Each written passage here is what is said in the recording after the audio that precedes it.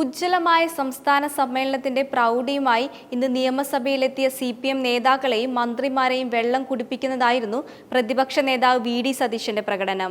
അടിയന്തര പ്രമേയ നോട്ടീസ് പരിഗണിച്ച ശേഷം വാക്കൌട്ട് പ്രസംഗം നടത്തവെയാണ് സതീശൻ ഭരണപക്ഷത്തെ ഒന്നാകെ നിശബ്ദയാക്കിയത്. സാധാരണഗതിയിൽ സതീശൻ പ്രസംഗിക്കുമ്പോൾ ഭരണപക്ഷ പ്രസംഗം തടസ്സപ്പെടുത്താൻ ബഹളമുണ്ടാക്കുന്ന പതിവാണെങ്കിലും ഇന്ന് ഒരക്ഷരം പോലും മിണ്ടാൻ ഭരണപക്ഷത്തിനായില്ല.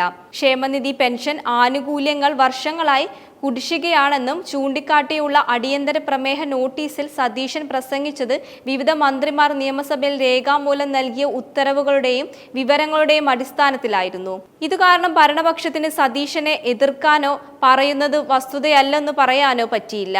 ക്ഷേമനിധി പെൻഷൻ 14 മാസം വരെ കുടിശ്ശികയുണ്ടെന്നും തൊഴിലാളി വർഗ പാർട്ടി എന്ന് അവകാശപ്പെടുന്ന ഈ സർക്കാരിന്റെ മുൻഗണന എന്താണെന്നും സതീശൻ ഭരണപക്ഷത്തോട് വിരൽ ചൂണ്ടി ചോദിച്ചപ്പോൾ മന്ത്രിമാരടക്കം നിശബ്ദമായി പോയി.